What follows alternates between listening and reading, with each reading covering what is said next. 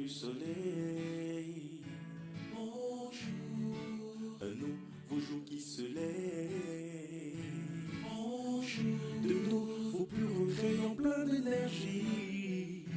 Bonjour, tu viens de te connecter à la grâce de vie. Bonjour, encore une fois tu as ouvert les yeux. Bonjour, les voiles sourient, dis merci au divin. Bonjour, de nouveaux purs rayons pleins d'énergie. Bonjour, tu viens de te connecter à la grâce de vie. Bonjour, bonjour, bonjour, passe une agréable journée. Bonjour, bonjour, tout ce que tu entreprends germera. Bonjour, bonjour, passe une agréable journée. Hey, hey. Bonjour, bonjour, tout ce que tu entreprends germera.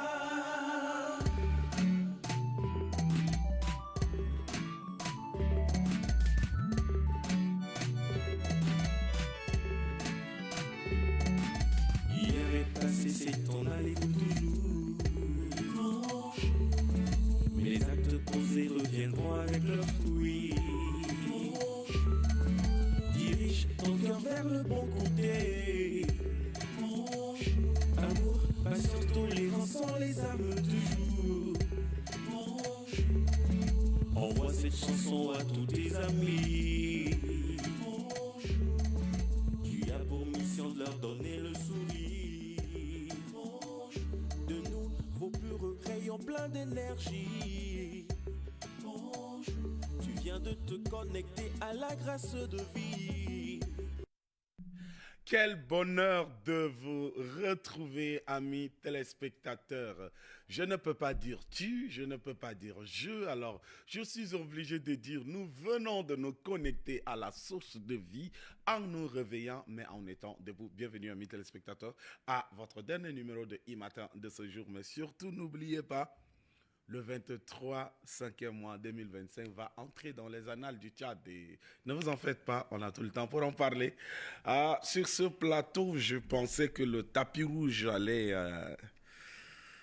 émietter un peu le corridor qui mène de la République très très démocratique du 9e arrondissement jusqu'à nous. Mais comme elle vient de se connecter à la grâce de vie, voilà, sa moto lui a conduit. Elle est là. Larissa, bonjour. Bonjour Jeff, bonjour à nos amis téléspectateurs et aussi internautes, sans oublier les auditeurs de IFM. Jeff, comme tu le disais tantôt, le tapis rouge ne peut pas empêcher la République d'être présente. Tu sais que cette cérémonie ne peut se tenir sans la présence des habitants de la République très très démocratique du 9e arrondissement.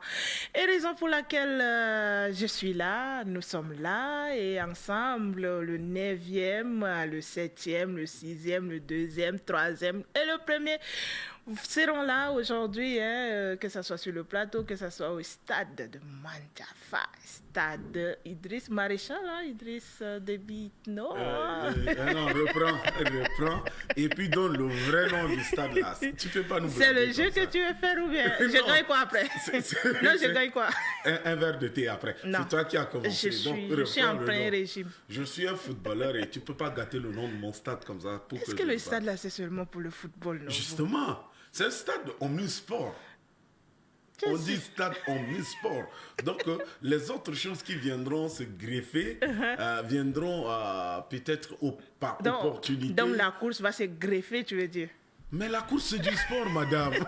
Mais c'est là où tu dis c'est le football. Et je voulais te faire savoir que ce n'est pas seulement le football qui va se jouer là-bas. La course, nous sommes là, donc on va aller courir aussi. Donc tout on ça, a notre place là. C'est Mouga qui t'a fait ça. C'est pas de ta faute. En tout cas, amis téléspectateurs, c'est pour vous dire quelle joie, quel plaisir pour nous de vous retrouver. Mais surtout, cette journée s'ouvre avec beaucoup de joie, beaucoup de fierté, beaucoup de gaieté, beaucoup de défis parce que en ce jour, le Tchad recevra officiellement ou inaugurera officiellement un stade omnisport, mais surtout un stade aux normes internationaux. Voilà. Internationaux, les matchs peuvent se jouer, d'autres pays peuvent jouer, on peut jouer des matchs maintenant à qualification officielle de la FIFA chez nous. On n'aura plus besoin de ramasser les 5-15 millions pour aller louer les omnisports non, notre argent va rester chez nous. Quelle joie, quelle joie. Amadou Aïdjo nous a coûté beaucoup d'argent. On a joué 2 ou 3 matchs là-bas, mais ça pouvait construire. Ça, c'est pas de la publicité que tu fais. Non, tu vas me facturer alors. Ça, c'est clair. D'accord, merci Larissa. Cette fois-ci, nous allons retrouver le chanteur Ramadi qui va nous proposer quelque chose.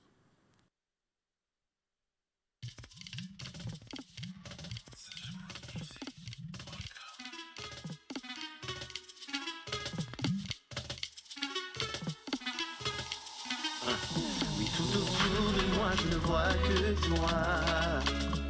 Face au tombé, tu es ma force. Les défis surgissent jour et nuit. Mais avec toi, je tiens bon. Quoi qu'il arrive, quelles que soient les épreuves, tu es ma force, ma joie. Oui, tu es là, sur ce chemin de vie. Tu me tiens par la main. Washinga ikokuro, ulaziga maiti bamatibo. Maito maite anesei. Washinga ikokuro, ulaziga maiti bamatibo. Maito maite anesei.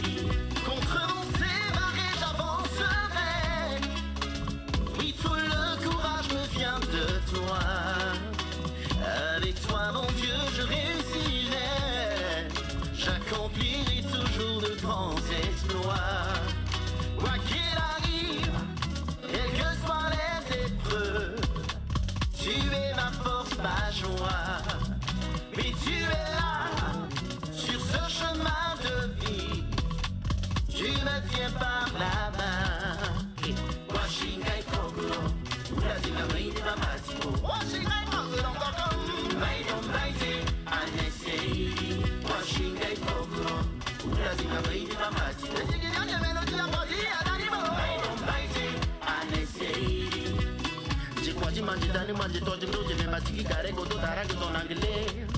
Jila semkama ukem, gede. Roka bujela ile kumuto kenebo kosu yerle douje pula pula. Dime dali karaba akonom.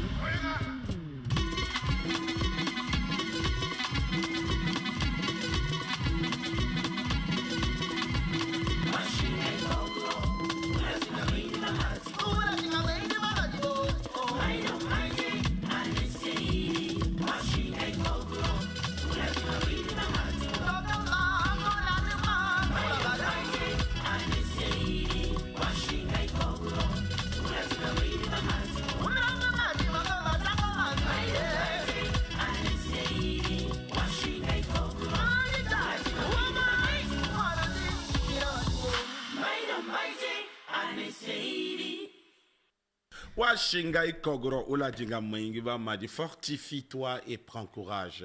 Merci au chanteur Ramadi, c'est important, hein, c'est important de galvaniser les gens, d'amener les gens. C'est ça en pur Ngambaï comme c'est chanté là. Washinga ikogoro Oladjinga Maingi Bamadi.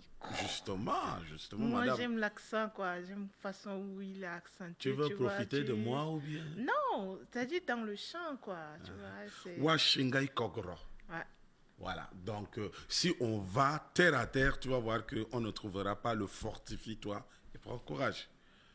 Donc voilà, quand on va terre à terre, Wa c'est attrape, Shingai c'est ta force, et puis Kogro ça veut dire bien fort. Voilà, donc attrape ta force bien fort, quoi, tu vois.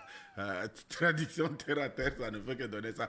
Mais bref, ça veut dire fortifie-toi et prends courage ou bien affronte les difficultés, sois prêt, etc., etc. Alors, le bien-être. Du sport.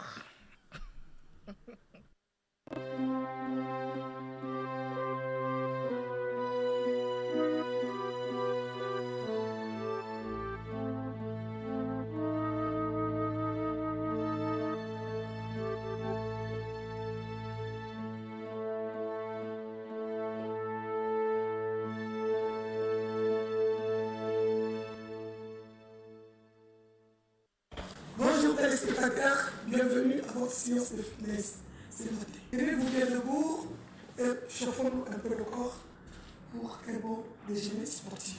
Alors c'est parti. Avec un petit pot sur place, choisissez un petit angle de 1 mètre carré de votre salon.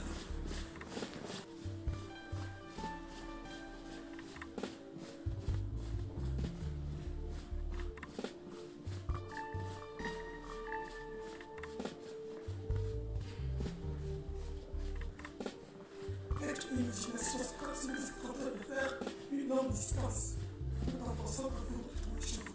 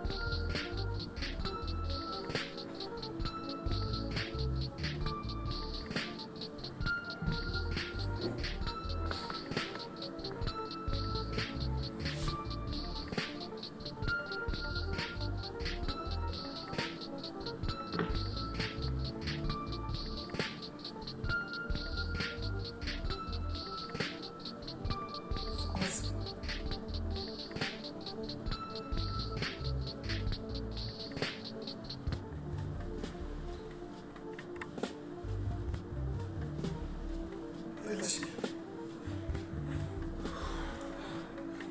Relâchez autour.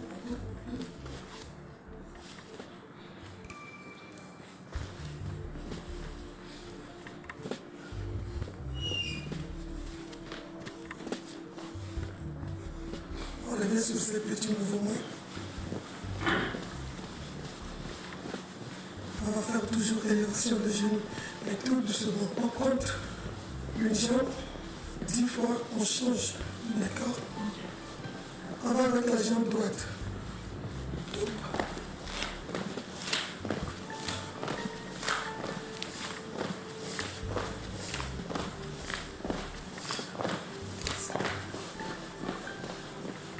Donc on y va, jambe droite gauche.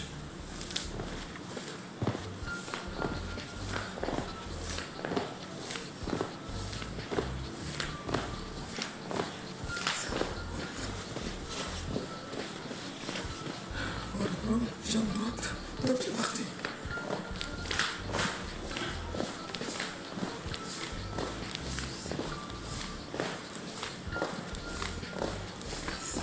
Relâche. Il faut toujours un équilibre. Donc jambe gauche.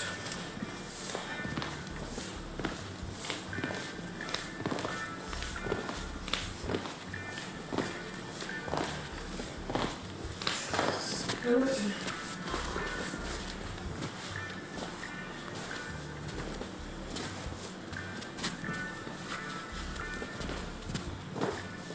Prenez-vous l'équilibre. Sur place, bras tendus. On fléchit.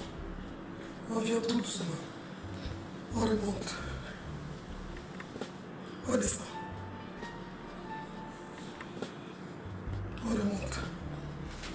Redescends. Remonte. Redescends. Remonte. C'est lourd. On peut faire ça, c'est bon. On les lâche.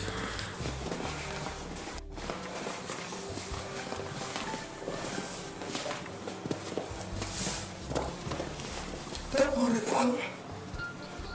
On descend. On remonte. Pour que les fesses ne soient pas pointues, on décale un peu du sol. D'accord? Oui. On décale le talon. On descend. On remonte. On ne baisse pas le bras. On bloque. On vient. On remonte. On vient. On remonte. On descend. On remonte. On descend. On remonte. Très bien. Allez. C'est bon, on tire déjà vers la fin de notre séance de fitness matinale. Donc, approchez la même chose. Ah ouais.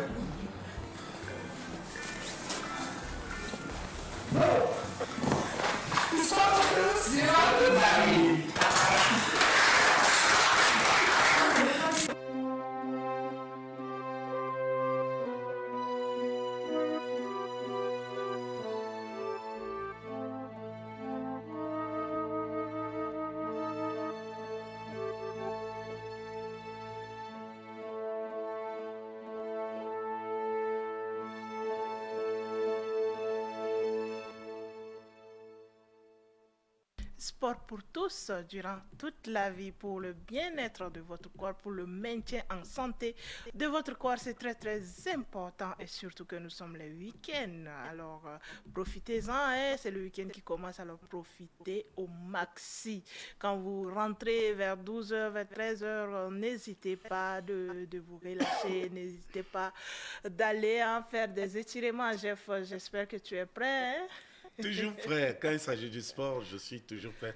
N'oublie pas, il faut te renseigner auprès de Steve, de Muga, auprès de qui encore, Fulbert. J'étais le capitaine de l'équipe du foot de Electron Télévision. Quand je portais le brassard, je menais toujours l'équipe aux victoires jusqu'au jour où, voilà. Mais bon, ça va. D'accord, merci Jeff, merci pour les commentaires. Nous prenons ça ainsi. Pas de discussion, on est à 7h49 et c'est l'heure de l'actu matin.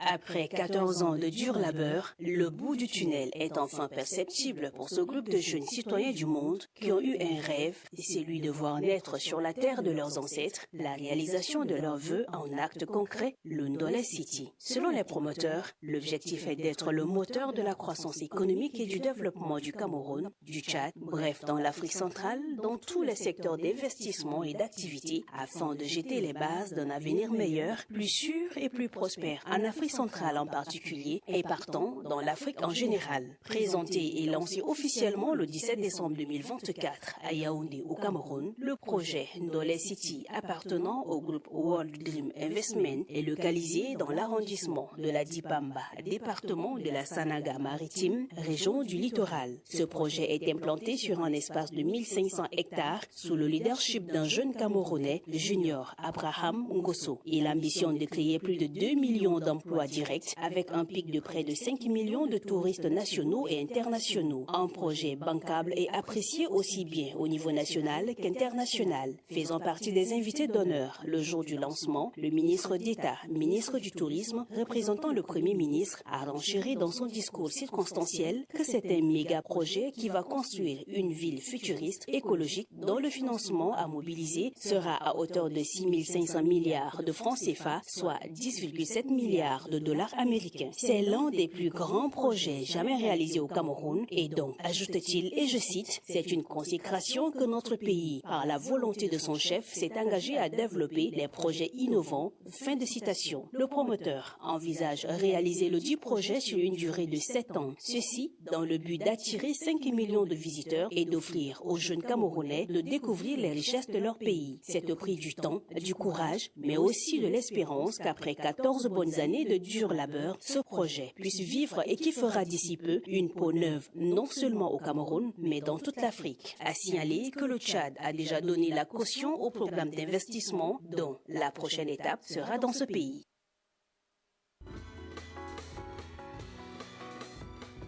Nous sommes dans un pays qui est confronté à un double handicap en termes de déficit quantitatif des ressources humaines, mais également qualitatif. Mais le chef de département, qui est la première autorité et qui réfléchit surtout sur les questions des ressources humaines, ne cesse de marteler pour dire le tout n'est pas d'avoir que des généralistes. Il faut pousser les uns les autres pour aller en spécialisation. Je vous donne un exemple, rien que pour cette première année, puisque nous allons sur la première année du mandat du chef de l'État, il y a eu en tout 297 agents de santé qui ont été envoyés à l'extérieur pour des spécialisations, aussi bien du côté des médecins, des pharmaciens que des paramédicaux. Sans oublier une composante essentielle, et là je partage l'avis de mon voisin de la droite, c'est tout ce qui a trait à l'entretien et à la maintenance de ces équipements. Là aussi, nous avons envoyé aussi bien à l'ISFOP, ici en N'Djamena, des cadres qui ont été envoyés en formation. Plus de 25 sont sortis de cette école, mais nous avons envoyé également une centaine actuellement au niveau de Dakar, qui doivent finir leur formation et revenir s'occuper du volet de maintenance de nos différents équipements. Pour la même année, nous avons eu à renforcer les plateaux techniques de 14 hôpitaux provinciaux et centres hospitaliers universitaires, ce qui n'est pas négligeable, mais également en termes d'équipement, comme vous avez bien fait de rappeler la question du bloc opératoire, nous avons, grâce à l'appui financier de la Banque mondiale à travers l'UNFPA, en réalité doté 88 districts en matériel médico-technique. 88 districts, je le dis bien, rien que pour cette année. Donc, c'est pour dire que des efforts du côté du gouvernement sont faits et des critiques du genre proposées par le président sont des critiques qui nous permettent en réalité de pouvoir corriger au quotidien ces gaps que les uns et les autres constatent. Mais je voudrais rappeler aussi que rien que pour cette année, le ministre de la Santé publique et de la Prévention s'est rendu pratiquement sur le terrain à 4 reprises au niveau des différentes délégations sanitaires provinciales et au cours de ces missions de supervision, toutes les insuffisances qui sont constatées sont remontées au niveau central et un plan de résolution des différentes insuffisances qui ont été constatées est développé et effectivement mis en œuvre.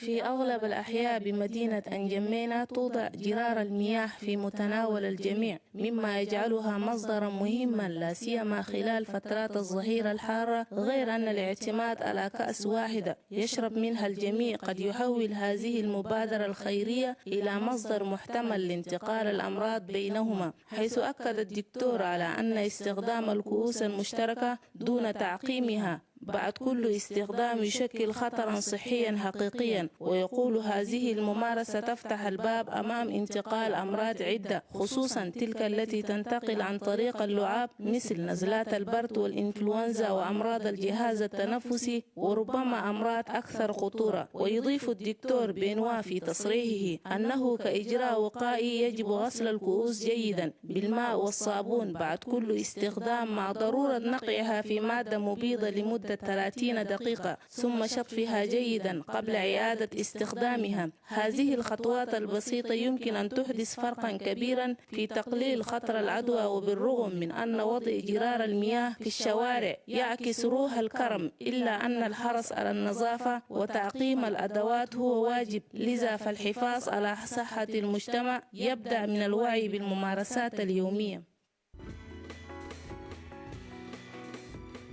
تعتبر المساحات الخضراء إحدى الأماكن المخصصة لتجميل المدن والتوازن البيئي، إذ تحولت اليوم إلى أهداف أخرى وأخذت مساراً آخراً بعيداً عن هدفها الأساسي. في الدائرة الثالثة يتم احتلال العديد من المواقع بشكل غير قانوني، وفي بعض الأحيان باستخدام وثائق ترقيص مشكوك فيها. وأمام هذا الوضع يؤكد رئيس البلدية أن البلدية لم تقف مكتوفة الأيدي، ويعترف بأن بعض الأشخاص ينجحون في الحصول بطريقة غير شرعية على وثائق تسمح لهم بإقامة مباني أو أنشطة في هذه المناطق. لكن رياح التغيير تهب على المدينة، وقال رئيس البلدية إن خطة التنمية الحضرية قيدت التنفيذ في جميع الدوائر العشر لعاصمة جمينة، ولا تقتصر هذه الخطة على إنشاء مساحات خضراء جديدة فحسب، بل تشمل أيضا الحماية الجيدة لهذه المساحات الخضراء الموجودة. من خلال تنفيذ هذه الخطة التنموية الحضرية تعتزم بلدية الدائرة الثالثة إلى طي صفحة الفوضى وتبني ديناميكية مدينة نظيفة وصحية وصديقة للبيئة. ولكن نجاح هذه الرؤية سوف يعتمد على صرامة السلطات ومشاركة المواطنين.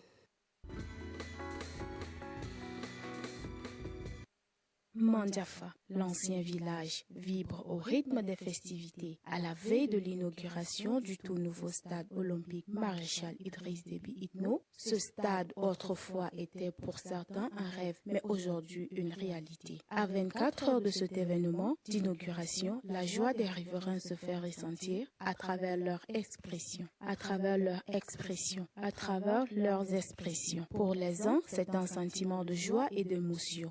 L'inauguration nous fait la fierté. Nous, femmes, hommes, nos enfants viendront s'entraîner, faire du sport. Vraiment, on est vraiment contents. Ça représente vraiment beaucoup de choses. Mais il y a des choses à faire encore, surtout les rues, qu'on nous fasse ça. Parce qu'en saison pluvieuse, nous qui sommes derrière le stade, on a de la peine de sortir. Et pour moi, c'est une grâce pour nous, pour ce pays. Et si l'État vraiment donne du courage à nos footballeurs pour qu'ils avancent, il faut qu'eux également font quelque chose pour que la nation avance. Cette image, ça représente beaucoup des footballeurs de notre pays. Donc il faut qu'ils font quelque chose. Bon, ceci c'est un plus pour la jeunesse stadienne parce que ça va permettre aux jeunes de s'épanouir surtout dans le domaine du sport. Et ça va également leur permettre de rêver grand. Et à travers ce don offert par la Chine, les jeunes pourront espérer faire plus d'efforts pour pouvoir avancer dans le football et représenter le Tchad demain dans le domaine du foot. Pour certains riverains, l'inauguration est une chose normale vu que ce stade est construit pour l'évolution du sport tchadien, mais l'État devrait penser aux riverains qui se trouvent tout autour du stade et de penser à l'urbanisation des grandes voies qui permettent aux joueurs de se déplacer. La construction de ce stade vient à point nommé pour apaiser l'attente des amoureux du sport tchadien.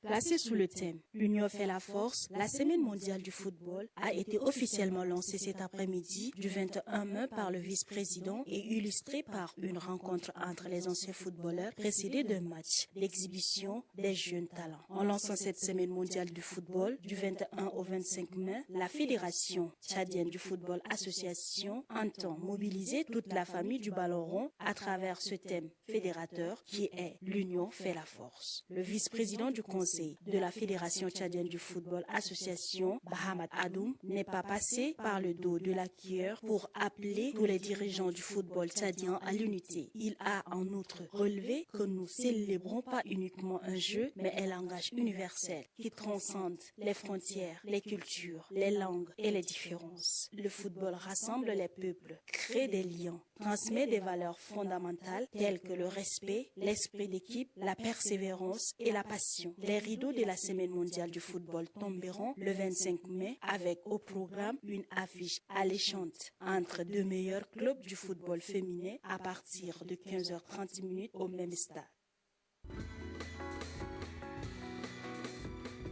تعد هذه اللفتة خطوة رمزية في التحضيرات لهذا الحدث الوطني، إذ اغتنم وزير الشباب والرياضة ميدي حامد لوني الفرصة لتوضيح عملية اختيار الناديين. وبحسب التوضيحات قامت الوزارة بالتواصل مع الفيدرالية التشادية لكرة القدم عبر المراسلة من أجل اقتراح الفرق المشاركة في هذه المباراة المهمة. في المقابل كلفت الفيدرالية التشادية لكرة القدم رابطة أنجمينا الإقليمية بتقديم أسماء أفضل الناديين في بطولتها، ومن المتوقع أن تقدم هذه الفرق المعروفة بأدائها المتميز مشهدا رياضيا رفيع المستوى يتناسب مع الأهمية التاريخية لهذا الحدث، وهو افتتاح الملعب الأولمبي المشير إدريس ديبي إتنو. وكما حث الوزير اللاعبين على التحلي بالوطنية والسلوك المثالي داخل الملعب. وحضر الحفل رئيس رابطة أنجمينا لكرة القدم محمد عبد الله أرديش، بالإضافة إلى مسؤولين من الفريقين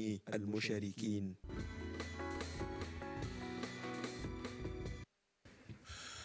De retour sur le plateau après ces informations, Larissa, cela nous a permis de recevoir sur le plateau ici avec nous notre premier invité. Ouais.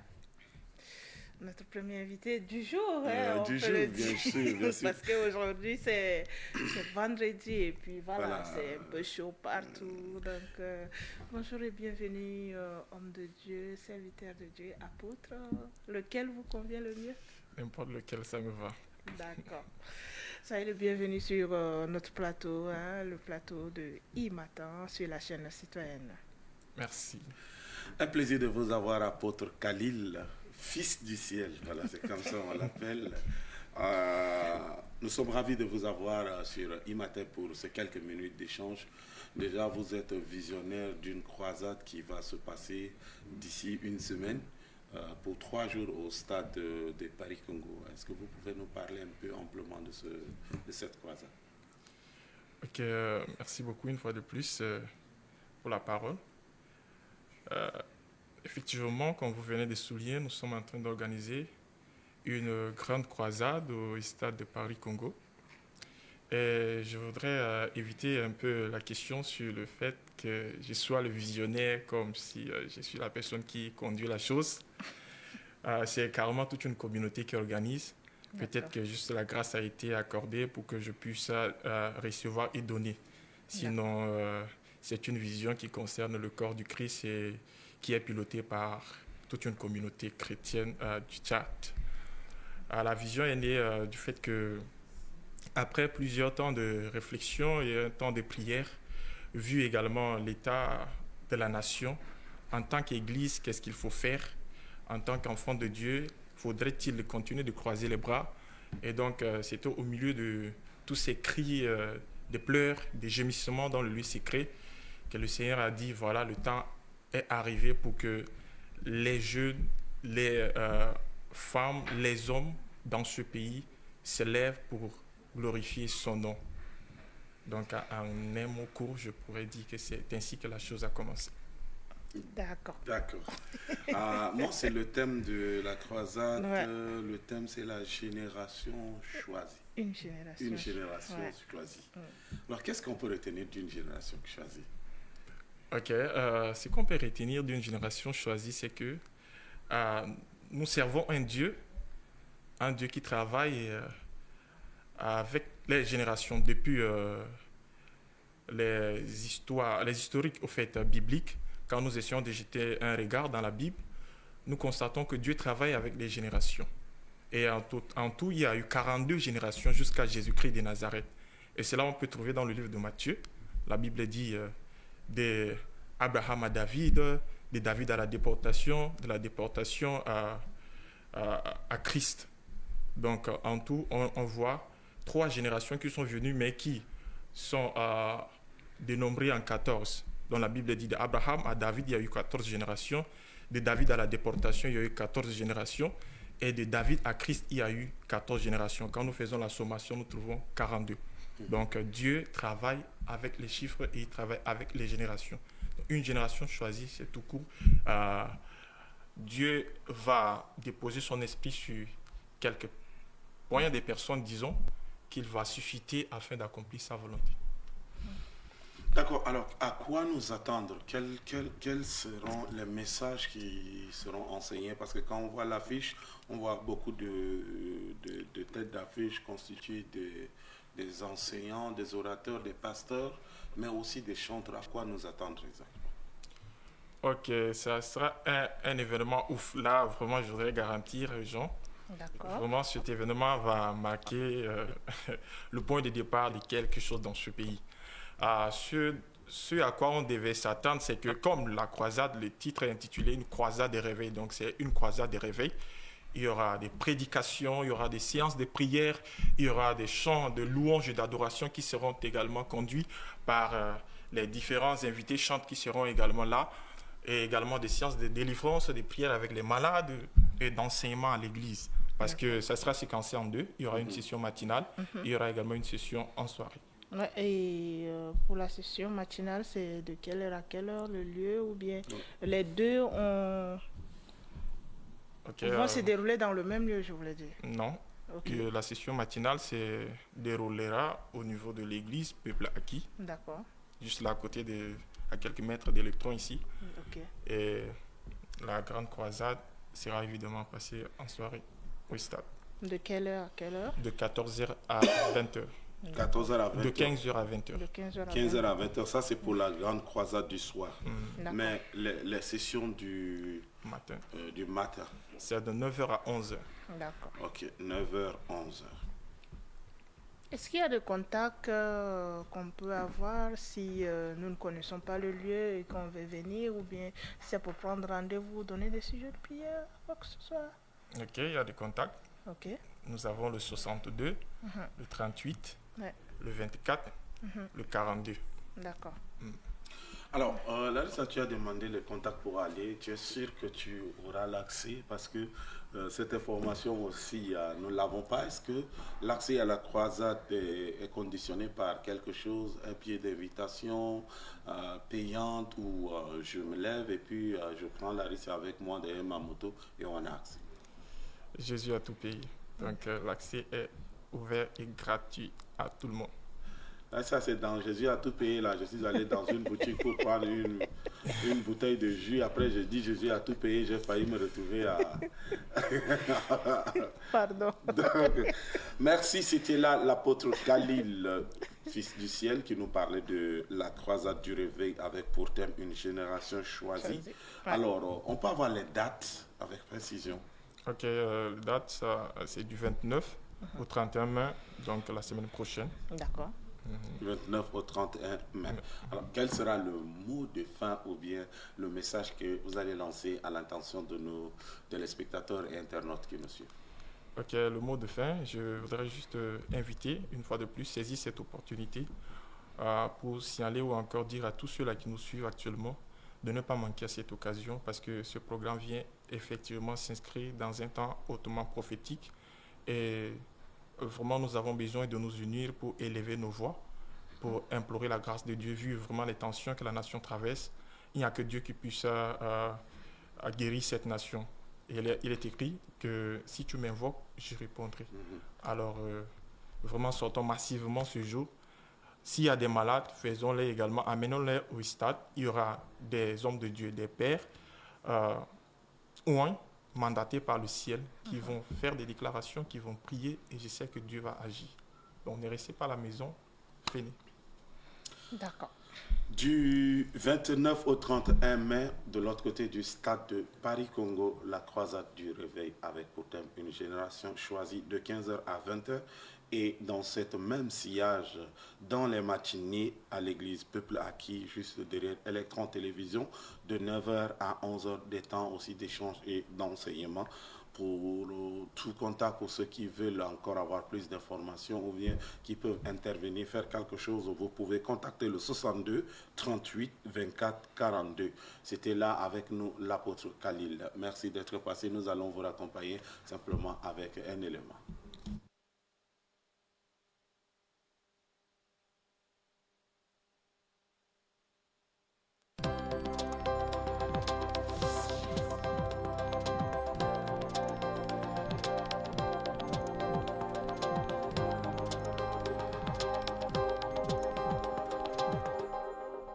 شغل كتير في بونغور ده ما يروق ده يعني أجي نهج فوقه شماش ناس ده قاعدين كده ما أنهم تعبانين حكومة قاعد ما يجي لهم أجل ده كلام ده كيف كتان كمان كتير قاعد شركة ما في بونغور تعبان فوق ده كله ما يكمنسي شغل ده ناس يسوق كيف. Ce qui m'énerve beaucoup au Tchad, c'est le problème de la sécurité routière. Il y a certaines personnes qui ne respectent même pas le code de la route et puis c'est ce qui crée aussi des accidents. Donc c'est ça qui me choque. Il y a beaucoup de choses qui énervent au Tchad. Par exemple, la défécation à l'air libre. Devant ma concession, personnellement, c'est un terrain vide, en pleine ville, que les gens, les petits-enfants qui ont les anciens le courant là, ils sortent, ils défectent là pendant la récréation. Et les formateurs les regardent sans réagir. Ce qui me fait mal ici à Bongor, j'ai vu que les jeunes de Bongor ne veulent pas fréquenter, aller à l'école. Ils sont seulement au quartier. Et les gens défectent partout. Cela apporte la maladie aux citoyens. Il y a aussi quelque chose qui me fait mal. Il y a les jeunes filles. On ne les marie pas légalement. L'enlèvement des jeunes filles, soit disant que c'est leur culture, leur pratique, cela n'est pas bien. Donc moi, ça ne me plaît pas. Je veux que l'État fait quelque chose pour ça, pour ces jeunes filles qui souffrent.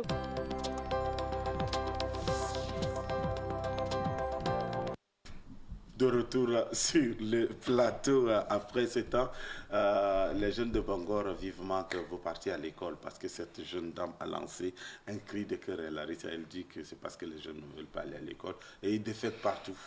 Creuser des latrines chez vous, allez au WC.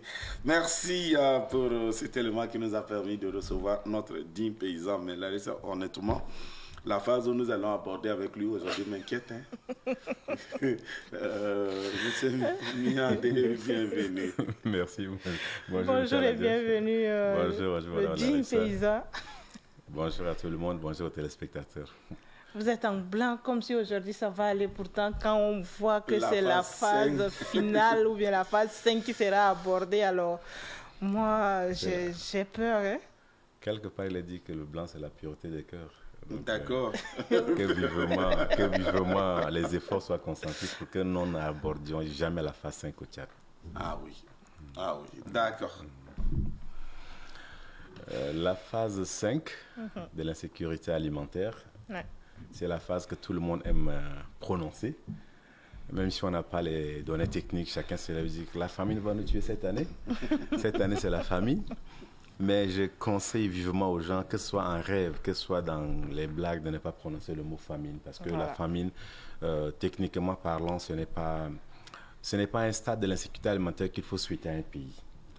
Parce que quand on parle réellement de la famine, il y a quelques pays qui l'ont déjà expérimenté et qui l'expérimentent jusqu'aujourd'hui. Et dans ces pays, ce n'est pas si rose que ça. Par exemple, dans les zones de conflit, je pense que dans les dernières données auxquelles nous avions accès, c'est qu'on parle de la phase famine, par exemple, dans la bande de Gaza. Et donc, regardez ce que ça signifie. Et donc, pratiquement, c'est cela. Mais en termes de données techniques, par exemple, vous avez, de manière un peu succincte, nous pourrons dire Monsieur Viandé, avant de revenir avec vous, quelques soucis techniques, nous allons prendre cette transition avant de revenir.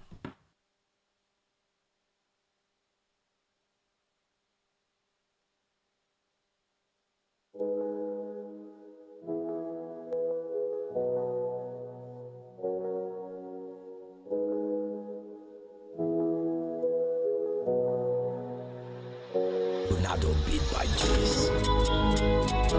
C'est Daisy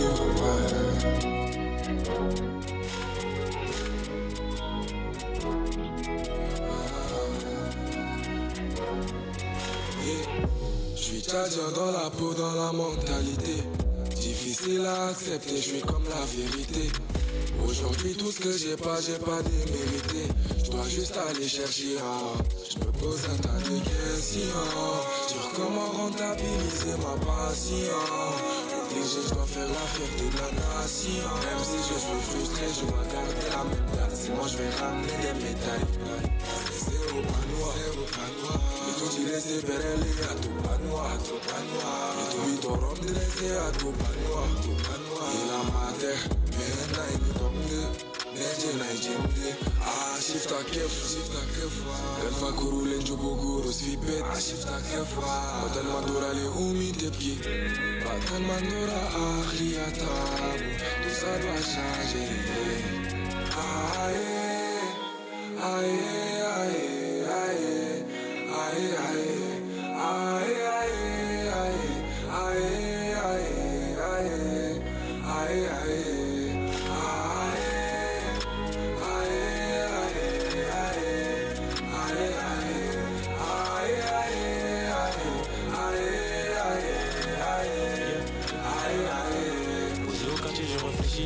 Y'a que devant Dieu que je fléchis. Des fois, quoi, j'ai des doutes, mais je recule jamais devant les défis. Devant le micro, je suis précis. Un respect, on apprécie. Frérot, le monde est mauvais. J'ai des frères, des ennemis, j'ai pas d'amis. Et mon cœur s'est brisé, j'essaie de l'ophaner. Chaque jour, je porte ma peine comme un damné. Élu de ma génération, je peux pas tomber. Vos avis, je les mettrai dans mon OCB. Avec ma plume, moi je vais voyager. C'est vrai, c'est pas facile, mais je suis déterminé. Désir ramène la prod, on va la chicoter. Je dois y arriver. C'est au banwa. Au bérén, on s'en coquelait à tout banwa. Au bérén, j'ai bodé à tout banwa. Au bérén, on s'en a pour nous taroua.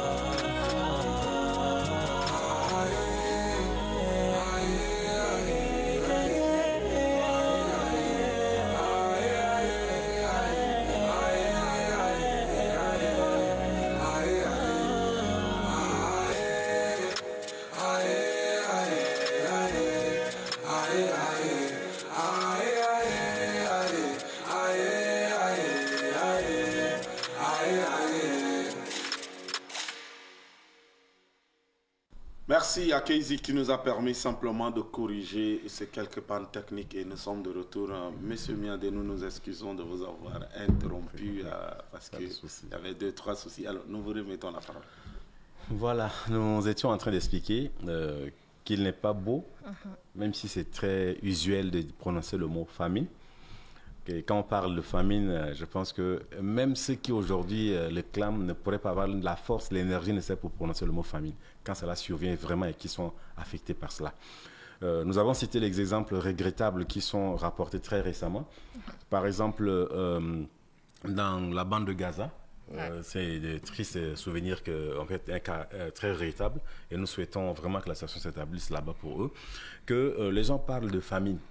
En termes de famine, déjà, ici, à ce niveau, en termes de la consommation alimentaire, elle est presque nulle. Il n'y a plus rien à manger. Et l'échelle de la faim est très grave. Ça va dans un seuillage de niveau 4. Donc, aujourd'hui, ce qui caractérise la famine, pratiquement, on parle des niveaux de malnutrition aiguë qui sont très critiques. Et surtout pour la mortalité, sur une population de 10 000, on peut en laisser au moins 4 décès par jour. Wow. Vous comprenez ce que ça signifie déjà. Wow. Et la précarité qui est engendrée par cela, les gens développent diverses stratégies d'adaptation. Donc, c'est des stratégies de survie, mais en termes de déficit de survie, on est à un niveau qui est supérieur à 50%. Okay. Vous voyez, vous comprenez combien de fois cela est difficile. Mais déjà, enregistrer des morts dans une population à cause de l'insécurité alimentaire, c'est très grave. C'est très grave. On peut avoir faim. Ça, c'est un fait physiologique qui est normal. Mais dire que c'est la famine, c'est trop grave. Ce n'est pas aisé, en fait, et ce n'est pas aussi beau, même si on pense que c'est bon. De récentes mémoires, nous ne l'avons pas vécu dans ce pays, mais techniquement, on n'a pas les données pour pouvoir classifier une zone, un département en famine.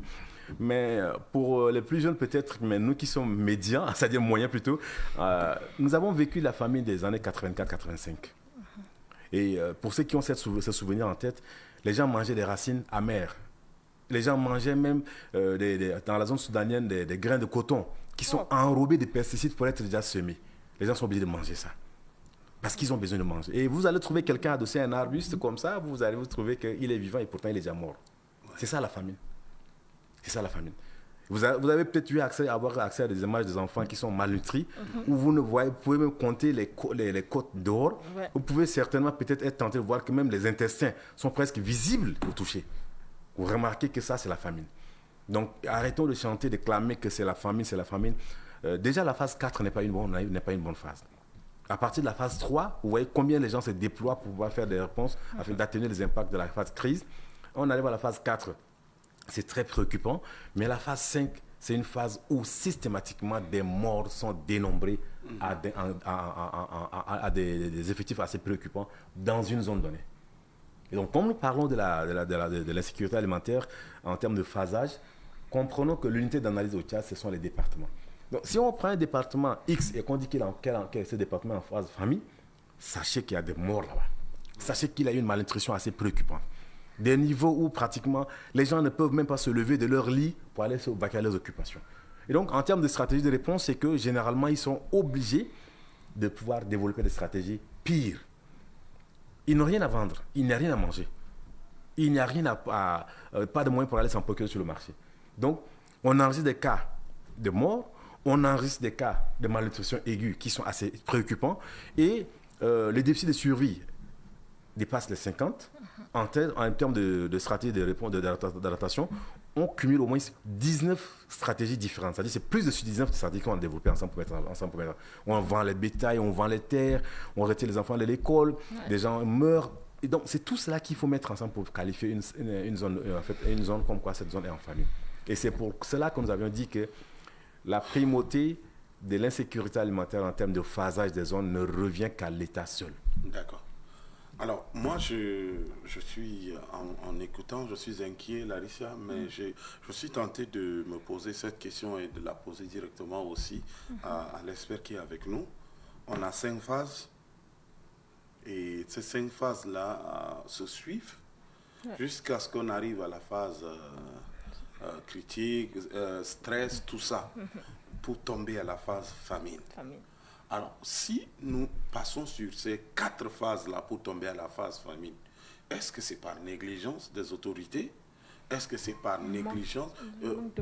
Manque de moyens. Comment on peut arriver? Parce qu'il y a 4 phases et les 4 phases sont établies dans des données sur des durées. Mais pourquoi il n'y avait pas de réponse à l'appel pour tomber? Si on arrive à ça, est-ce que c'est une négligence? Dire que c'est une négligence, ce serait peut-être très engagé pour moi de le dire, mais il y a des cas spécifiques avec des facteurs qui déterminent ça. Lorsque nous avons par exemple des cas de crise sécuritaire, dans le cas de Gaza que nous avons évoqué, l'accès à l'aide alimentaire est presque rendu difficile. Donc même si les gens ont besoin d'assister ces populations, l'aide alimentaire n'arrive pas. Donc l'aspect humanitaire ne vient pas. Lorsqu'il y a par exemple des catastrophes naturelles, dans les pays où il y a des ouragans, il y a des cas. Par exemple, ça peut être même éventuellement les destructions, les attaques des ennemis des cultures. Et là, il y a des dispositifs techniques sur le par exemple, qui font la prévention dans le cadre de la lutte anti-acridienne. Donc, si les mécanismes de réponse ne sont pas performants et qu'aujourd'hui, vous voyez que, par exemple, la chenille légionnaire, qui est l'un des ennemis des cultures, arrive à pouvoir attaquer la plupart des cultures hautes. Et ces cultures qui sont devenues des cibles, ça va conduire à une baisse de la production. Aujourd'hui, par exemple, quel que soit ce qu'on met en place, il y a aussi le cas, par exemple, des changements climatiques. Si vous voyez, tout le monde se plaint aujourd'hui depuis 2 ou 3 ans des inondations. Mais si la réponse n'arrive pas à couvrir les gaps de consommation, je pense qu'on peut passer de la phase 2 à la phase 3. Et quand c'est la phase 3, vous allez voir que c'est beaucoup d'acteurs qui interviennent. Regardez, par exemple, aujourd'hui, dans la réponse à la crise soudanaise et ses impacts sur la partie tchadienne, vous avez trouvé qu'une panoplie d'acteurs qui sont déployés là-bas. Mais la plupart font d'abord de la réponse humanitaire axée sur la sécurité alimentaire. Parce qu'il faut sauver des vies. Ces gens qui ont fui, qui n'ont pas de ressources, qui n'ont pas de vivres, il faut les assister. Alors vous remarquez que c'est un peu les conflits qui ont occasionné ça. Donc ce n'est pas aussi beau de dire qu'il y a un conflit. Parce qu'au-delà des belligérants, la population subit. Voilà, la population subit. Donc, je pense aussi en passant au passage que les conflits ne sont pas... je pense que les conflits ne sont amis des personnes. Ouais. Et donc, la catastrophe naturelle, vous allez voir que s'il y a des belligérants qui se battent, parce qu'il y a aussi la question du droit international et de l'action humanitaire. Vous allez vous rendre compte que l'action humanitaire est autorisée à l'intérêt des États, même quelquefois lorsque les États s'y opposent. Parce que pour des raisons humanitaires, les acteurs humanitaires ont le plein droit de pouvoir venir pour sauver les populations. Donc, à partir de ce moment, si même les États s'y opposent, mais on est obligé de sauver des vies. Ouais. Parce qu'on peut manipuler également la famine comme étant une arme de guerre. Ouais. Donc, si une autorité, un État quelque part, refuse que l'assistance soit apportée aux populations qui sont dans le besoin, ça veut dire que c'est une arme. La famine devient une arme. Parce qu'on veut détruire les vies dans cette population. Parce qu'ils n'ont pas de quoi manger. Donc, ça va occasionner des morts par suite de déficit de consommation. Ça va occasionner des cas de malnutrition assez sévères. Donc, aujourd'hui, il faut mettre le distinguo pour dire que toutes les actions doivent être menées par tous les acteurs. Parce que la phase 4, déjà, quand on l'a déclaré en l'année 2022 ou 2023, ici au Tchad, ça n'a pas été beau déjà. Et nous frôlons toujours les phases 2 et 3 au Tchad, généralement, suivant les départements. Et quand vous remarquez bien, par exemple, dans la récente crise sécuritaire avec la période d'acuité dans la zone du lac, vous avez vu que c'était une batterie, c'était carrément une armada d'acteurs qui sont déployés là-bas. Ouais. Mais la réponse, c'est beaucoup plus la réponse de la sécurité alimentaire. On distribue des vivres aux gens, on fait des transferts conditionnels, tout ça pour éviter que ces populations puissent basculer à une phase supérieure ou pire. Donc, généralement, quand nous faisions les analyses dans ce sens-là, on trouvait qu'ils sont en phase 3. Or, la phase 3, c'est la phase crise. Et la phase crise, il y a une détérioration assez avancée et les gens pourraient basculer d'une nuit à l'autre en phase 4. Donc, de la phase, nous avons dit que l'insécurité alimentaire est tellement dynamique. Il suffit qu'un seul, 2 ou 3 facteurs puissent être un peu plus sévère et on passe à une phase supérieure qui peut être regrettable. Donc, aujourd'hui, ce que nous pouvons faire en termes de plaidoyer, c'est que ce soit l'État au niveau du Tchad, le gouvernement tchadien, que ce soit les partenaires de l'État tchadien, que ce soit les populations, tout le monde doit se mettre la main à la pâte pour pouvoir augmenter la production. Regardons un défi qui est là. Le premier défi, c'est l'explosion démographique. Aujourd'hui, nous avoisinons les 19-20 millions, presque d'ici peu, d'habitants au Tchad. Donc, ces personnes qui sont là au Tchad ont besoin, le premier besoin, c'est d'abord de manger.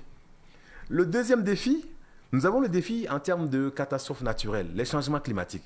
Nous devons les inscrire parmi les défis prioritaires. Fort malheureusement, il y a des poches de conflits qui naissent à gauche, à droite, qui font que ces populations dans ces zones-là sont affectées. Ouais. Nous avons remarqué, par exemple, très récemment dans la zone soudanienne, il y avait eu le cas de Gorée, où les populations se sont déplacées parce que forcées de quitter leur terroir. Ouais. Alors, pendant la saison, si ces populations se déplacent, imaginez-vous, ils vont cultiver où? C'est ça. Les moyens d'existence sont déjà impactés à ce niveau et ça découle sur l'insécurité alimentaire.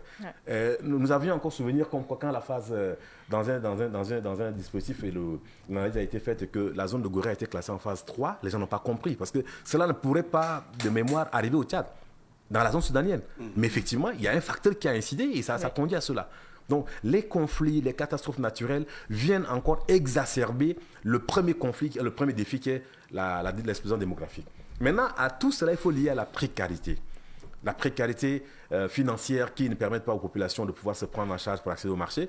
Il y a la question aussi de la professionnalisation, de la compétitivité de notre secteur agricole.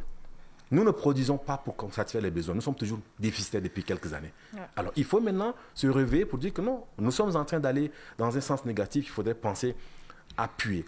Appuyer, ce n'est pas faire des îlots de programmes dans ce sens-là, mais c'est pour qu'aujourd'hui, la force paysanne, les producteurs puissent avoir voix au chapitre, qu'ils deviennent des acteurs économiques dans ce sens-là. Parce que tous nous dépendons des champs. Ouais. Que ce soit les produits importés, que ce soit les produits localement produits, ce sont les champs.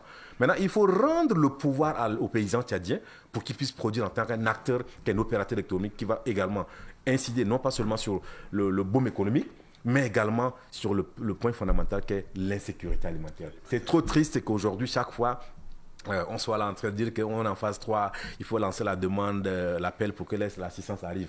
Nous devrons absolument, dans une impérieuse nécessité, travailler pour tendre non pas vers la sécurité alimentaire, mais vers la gouvernance alimentaire.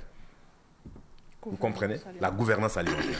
On était parti de l'autosuffisance alimentaire, on est venu à la sécurité alimentaire. Nous n'arrivons pas à assurer la sécurité alimentaire. On regarde sa définition de 96.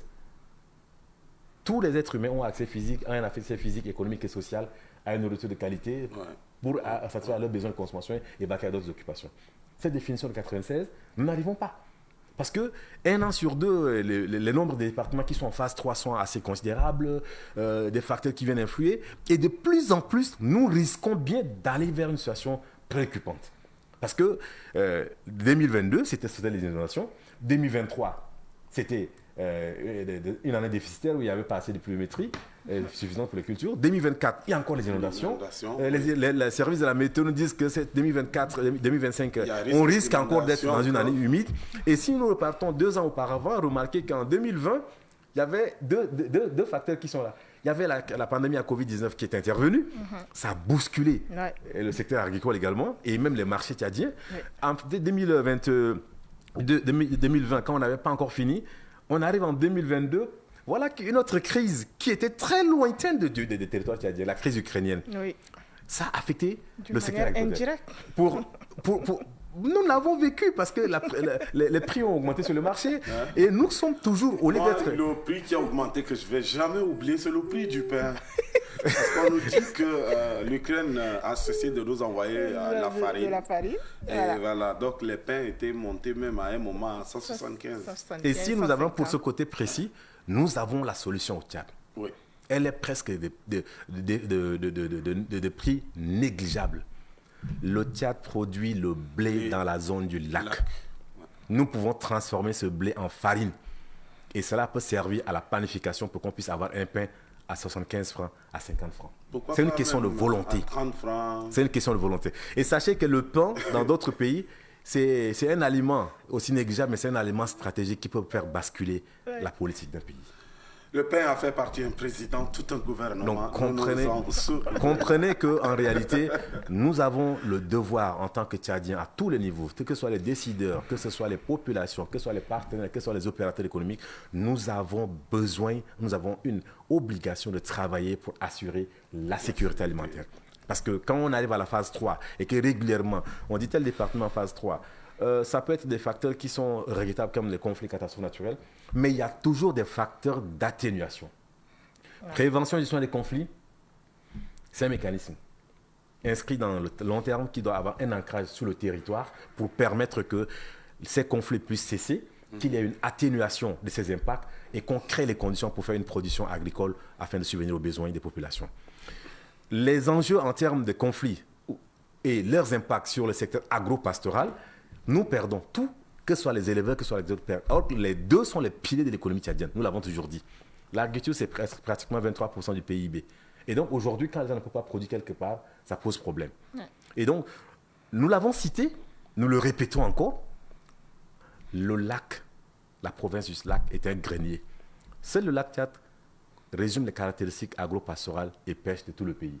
Donc, la province du lac seule peut nourrir tout le Tchad, 12 mois sur 12. 12 mois, le potentiel pour la province permet de pouvoir nourrir le Tchad pendant 12 mois sur 12. Nous ne sommes pas nombreux, à peine 19 millions environ, selon la décimation de l'INSET. Mais si aujourd'hui, nous avons la production du lac qui peut subvenir ça. Mais regardez l'autre bassin de pisciculture de contre-saison, le Bérébéré, dans le Salamat. Dans la zone du Mayo-KBS, le bassin risicole avec la Tandilé. Nous allons un peu dans le bassin Ouadaï, dans la zone de Darsila et de Ouadaï. Donc, partout au Tchad, nous sommes un scandale de potentialité agricole que nous pouvons développer. Et le secteur pastoral, je pense que c'est encore plus probant parce qu'on peut manger la boule avec les cultures qui sont du champ. S'il y a des carnassiers à qui on n'a pas interdit la viande, il y a le bétail. Donc nous avons tout pour vivre heureux et qu'il n'y ait jamais l'insécurité. Nous devons flotter entre la phase 1 et 2, mais malheureusement, régulièrement, nous avons des zones qui sont en phase 3. Et là, c'est trop triste. Donc nous plaidons à travers votre plateau pour que tout le monde s'y mette. Il n'y a pas un seul secteur qui est plus rentable que le secteur agricole. Vous pouvez faire de l'importation, tout ça, mais je pense qu'aujourd'hui, avec les défis que nous avons parlé, les défis de changement climatique, les défis sécuritaires, le défi de la croissance démographique, nous pouvons gagner plus d'argent à travers la production agricole et contribuer à la sécurité alimentaire au niveau national. J'espère que le message est passé. J'espère aussi que les décideurs ont pris bonne note et ils ont écouté parce que en écoutant ça, c'est inquiétant, c'est triste Et voilà, faisons tout pour ne pas arriver à ça. Surtout le gouvernement et le ministère en charge. Vivement que nous ne basculons pas. Et il faudrait voilà, pour ne pas basculer, il faut révolutionner les systèmes productifs ou les systèmes agricoles, agro-pastoraux au niveau du Tchad. Parce que tant qu'on ne le fait pas, on pense que le grand-père a fait comme ça, ça a changé. Et ça va toujours changer. On va passer de mal en pire. Et si on ne le change pas, on ne professionnalise pas le secteur agricole, la transhumance n'est pas une solution. Ouais. Là, on doit changer maintenant le système système pastoral politique. On pourra procéder à une session de bassins pastoraux. Donc, on va procéder à la stabulation des animaux dans une zone donnée. On va se créer ce qu'on appelle les bassins. Dans la zone pastorale, on peut faire des cultures fourragères dans cette zone-là. Rien n'est impossible. De ce côté, on a résolu un problème. Les conflits agriculteurs-éleveurs ne seront plus qu'un triste souvenir. Mais la transhumance, aussi bien les pasteurs que l'État perdent. Parce que la valeur de l'animal, la valeur marchande de l'animal qui fait 2000 km minimum dans l'année, vous voyez que ce sont les mêmes animaux là qui quittent la zone sahélienne qui viennent dans la zone soudanienne, avec tout ce qu'il a comme impact avec ces regrettables conflits. La qualité organoleptique de ces animaux qui sont vendus sur le marché, qui ne tiennent pas, nous ne mangeons que des muscles le plus souvent. Et en réalité aussi le fait qu'aujourd'hui, la valeur de l'animal qui est vendu n'est pas celle qu'il doit avoir. Parce que l'animal qui est en stabulation, qui est bien entretenu, regardez un peu les systèmes des autres pays. L'animal est sur place, on lui amène de l'eau, de la nourriture et les soins. Cet animal-là, comparé à notre animal qui fait toute cette ronde saisonnière de la zone sahélienne, perd sa valeur. Et donc cet animal-là, si on compare, je pense que c'est pratiquement 2,5 fois le prix de ce que nous devons normalement avoir. Donc nous plaidons vraiment pour que des réflexions mûres et sincères soient engagées pour que ces deux piliers de l'économie puissent changer et que l'insécurité alimentaire dorénavant soit un lointain souvenir triste, mais que nous puissions réellement, non pas seulement à travers les discours, tendre vers la gouvernance alimentaire où le Tchad sera une puissance agro-pastorale, non pas un pays agro-pastoral. Merci. Merci beaucoup à Larissa. Je pense que nous aurons tout le week-end pour digérer ce lourd repas que nous venons de prendre. Merci beaucoup à M. Maïdé de nous rappeler encore qu'il y a de l'espoir et on peut éviter. Nous repartons de l'autre côté de la régie, prendre une transition pour accompagner notre invité et recevoir ici sur le plateau Maman Ia.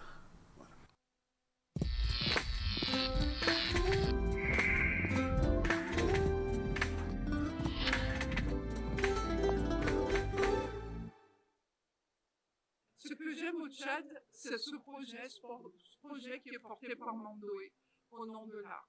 Et c'est pour ça qu'on l'accompagne au niveau de l'association Talent d'ailleurs. Je n'ai pas eu, hélas, l'occasion d'aller visiter un petit peu plus que N'Djamena Bakara. J'espère pouvoir connaître un peu plus. J'ai vu des paysages, mais ça reste abstrait pour moi encore. Ce que j'aime réellement au Tchad, c'est la musique tchadienne, parce que grâce à la musique tchadienne, donc certaines sociétés changent leur mentalité, de changer aussi le pays d'une manière simple, avec des sanctions à travers leur art. Aujourd'hui, nous avançons un peu dans l'art tchadien parce que nos grands frères déjà, on prend l'exemple de Mandé, qui est actuellement en train de changer. Il a fait une grande chose aujourd'hui. On s'est réunis ici maintenant pour voir comment l'avancement de l'art tchadien est en train de grandir dans ce pays.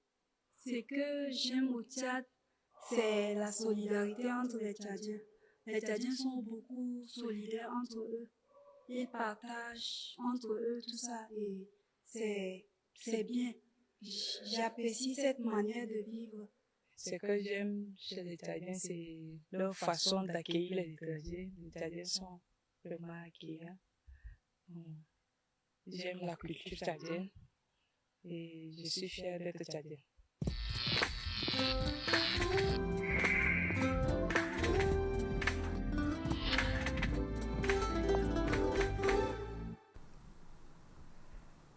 De retour sur le plateau de iMatin, après un invité, nous avons reçu le Djinn Paysan et après le Djinn Paysan, nous avons avec nous sur le plateau ce matin Nem Sidoni. Bonjour et bienvenue. Bonjour, merci. Jeff, tu as quelque chose à dire à Maman Iya? Non, je lui souhaite juste bienvenue. Elle a tenu à sa parole, elle était là hier, elle a promis d'être là aujourd'hui. Et elle l'a tenu hier, elle est venue nous parler de l'intelligence artificielle dans la vie des femmes. Et je suis sûr qu'aujourd'hui, on va parler dans la vie des hommes. Oui, c'est ça même. Aujourd'hui, on va parler de l'intelligence artificielle et son impact sur la vie des hommes. D'accord. Ok, commençons d'abord du travail à la santé, en passant par les relations sociales et les loisirs. L'intelligence artificielle façonne le monde des hommes de différentes manières, en fait. C'est un peu ça. Donc, comme les femmes, l'intelligence artificielle aide également les hommes. Oui, c'est ça. Elle aide les hommes en offrant des opportunités inédites. Quelles sont ces opportunités? Bon, telles que dans le travail, par exemple, des assistants virtuels qui aident les hommes à programmer certaines activités, oui, de loin et tout ça. Donc, c'est un peu ça, quoi. Elle influence à la gestion du temps aussi. Elle facilite des tâches répétitives et optimise la productivité. Par exemple, les assistants virtuels qui aident à organiser certains emplois du temps et suggèrent les recommandations. D'accord. Mais ça, là, même la femme peut utiliser, non? Ou bien pour faire les réunions et autres, cette manière de faire? Bon, beaucoup plus, ça avantage que les hommes parce que les hommes ont des préoccupations et ça facilite ceux qui sont trop occupés de gérer leur temps. D'accord. Alors, l'intelligence artificielle facilite aux hommes qui ont beaucoup d'activités aussi de mieux gérer, d'aller vite, de faire de leur mieux. Ah, je prends bonne note, peut-être hors micro, j'irai vers Nem pour qu'elle m'aide à m'aider via IA à gérer mon temps parce que c'est compliqué. Et les hommes utilisent aussi principalement des outils comme d'automatisation pour la productivité et l'efficacité de leur travail. À l'exemple des calendriers intelligents et les plateformes de travaux collaboratifs qui aident aussi des hommes dans leurs travaux pour être plus efficaces, quoi. Donc c'est un peu ça. Alors, je nous propose une vidéo d'un expert en technologie qui va plus nous détailler encore. D'accord. L'intelligence artificielle, une petite définition, d'abord c'est l'ensemble des machines qui simulent l'intelligence humaine et donc qui essayent de travailler, résoudre des tâches et apprendre aussi des humains. C'est un outil qui est de notre temps, qui nous permet de révolutionner notre façon de travailler, notre façon de se comporter, ainsi de suite. Donc, un homme qui utilise l'IA, qui est curieux, peut bien évidemment apprendre beaucoup de choses sur l'IA, en tout cas, non seulement sur l'IA, mais en général sur les choses de la vie, comprendre comment les choses fonctionnent, des domaines qu'on ne comprend pas. Et donc, pour moi, c'est juste comment on appelle, une base de données très importante qui permet de mieux appréhender notre façon de vivre, de mieux s'insérer dans la vie. L'IA est déjà d'abord créée pour ça, pour la productivité, bien sûr. Si vous avez un travail d'une semaine, avec l'IA, vous pourrez le faire en quelques heures de travail. Donc, il y a déjà une forte augmentation, une forte, comment on appelle, l'utilisation qui permet donc à une très bonne productivité. Surtout qui permet aussi d'aider dans les prises de décision. Si vous êtes un peu confus, l'IA peut aider dans certaines décisions. Donc, les entreprises qui utilisent l'IA, par exemple, ils ont une productivité de plus de 60% dans la société. Donc, si moi je sais comment utiliser l'IA, je peux demander à l'IA qu'est-ce que je peux faire pour être en bonne santé, par exemple. Quelles sont les bonnes méthodes de faire des exercices physiques, qu'est-ce qu'il faut manger, qu'est-ce qu'il ne faut pas manger, ainsi de suite. Donc l'IA peut être un conseiller dans ce domaine, à comment bien vivre, à comment avoir une bonne santé en tant qu'homme. Par exemple, c'est un assistant à qui on peut poser toutes les questions possibles. Au lieu d'aller chez les docteurs, chez les médecins, si je suis un très bon utilisateur, si je sais entraîner l'IA à comprendre ce que je fais, elle peut permettre donc de me guider dans certains points. Par exemple, pour les pulses, pour les problèmes de tension, je peux demander à l'IA comment est-ce que je peux me comporter, comment est-ce que je peux être guéri de telle ou de telle maladie. Donc c'est un grand conseiller au fait. Défi, c'est d'abord arriver à maîtriser le fonctionnement de l'IA et comment l'intégrer dans notre société. Et les menaces, il peut y avoir des menaces selon, ça peut entraîner des pertes de travail, ça c'est sûr, puisque beaucoup de boulots vont être donc automatisés. Donc pour les personnes qui sont pas très habiles, qui n'apprennent pas l'utilisation de l'IA, ça peut être des menaces. Donc le mieux, c'est de l'apprendre très tôt. Ceux qui ne l'apprennent pas, là, ça deviendra de menaces pour leur vie sociale ou bien pour leur travail en quelque sorte. L'utilisation de l'IA de nos jours est absolument inévitable. Donc, pour ceux qui veulent grandir, ceux qui veulent apprendre de nouvelles choses, ceux qui veulent beaucoup plus produire, moi, je le dirais tout simplement de se mettre à l'IA.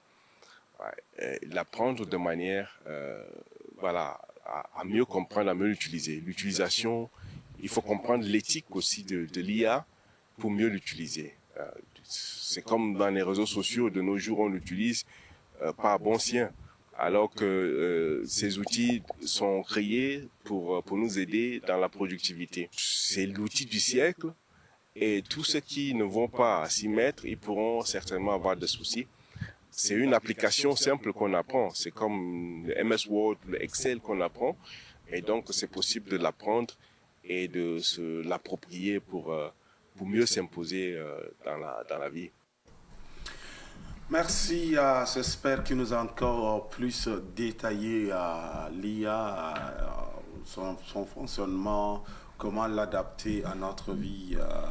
Alors, Sidonie, par rapport à l'explication du expert, ça nous fait comprendre que l'homme peut le programmer, l'utiliser dans un sens positif, mais quelles peuvent être aussi les répercussions négatives de l'IA, par exemple, dans la vie de l'homme? Oui, d'abord, l'IA joue un rôle crucial dans l'intervention de la suivi médicale des hommes. Par exemple, des montres connectées qui analysent les rythmes cardiaques et la qualité des sommeil, alors aidant à suggérer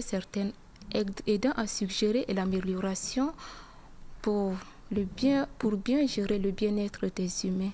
Et parlant des opportunités, à part opportunités, elle soulève aussi des défis tels que l'atteinte à la vie privée et la dépendance technologique. D'accord. Alors, l'atteinte à la vie privée, qu'est-ce qu'on peut y mettre dedans? Parce que l'atteinte à la vie privée, on se réfère à... Parce que déjà là, l'IA contrôle tout, même nos vies privées, pour qu'elle nous assiste dans tout, elle contrôle tout, nos vies privées et tout. Alors, elle peut facilement atteindre à cette vie.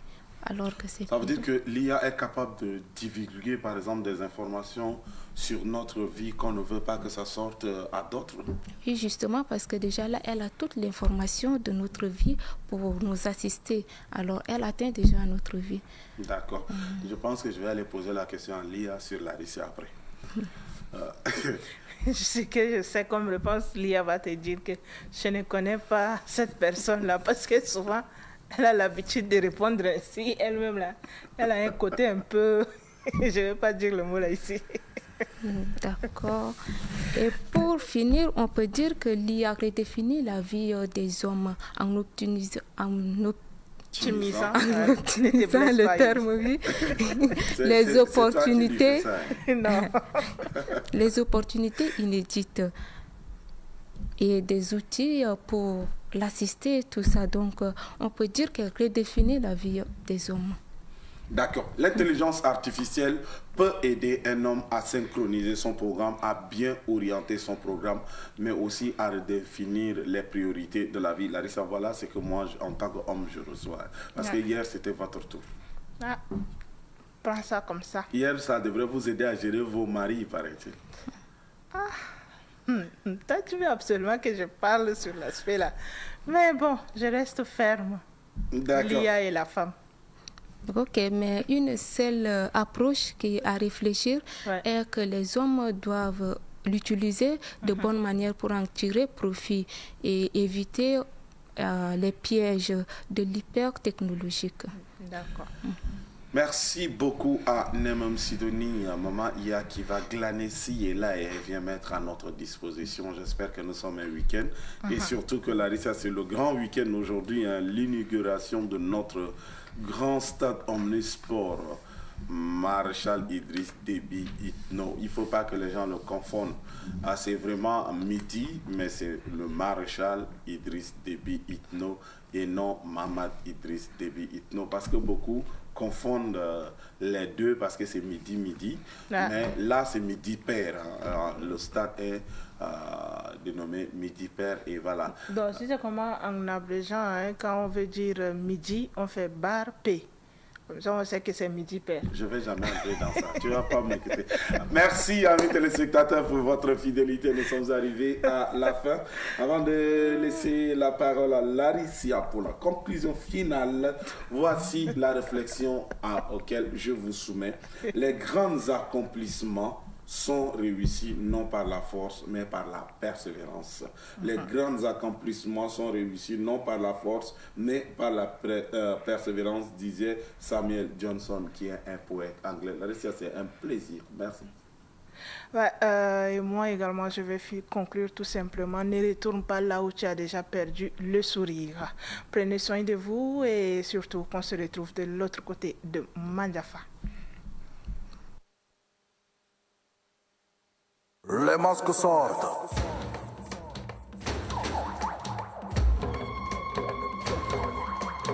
Les masques sortent.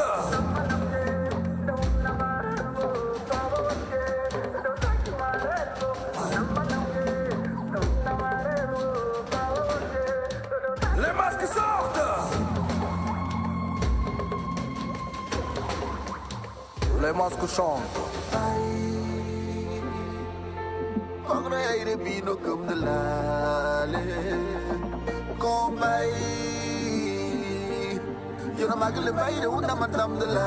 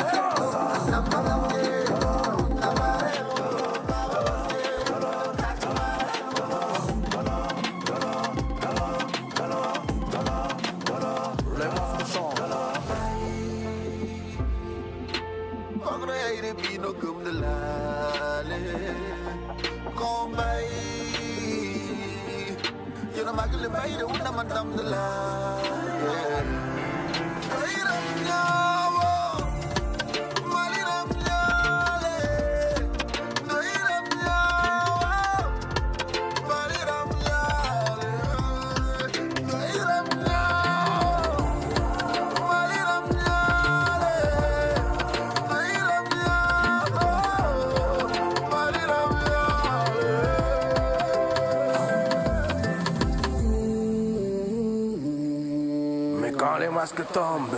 Tu déjà vu, si tu déjà entendu.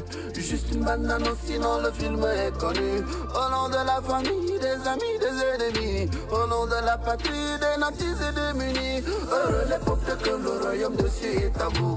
Dieu n'a pas de paquet, le peuple si méfiez-vous. Des faux prophètes, des faux fidèles. Les proxénètes, nous les infidèles. Des faux experts, faux débats intellectuels. Que des faits divers, des beaux discours émotionnels.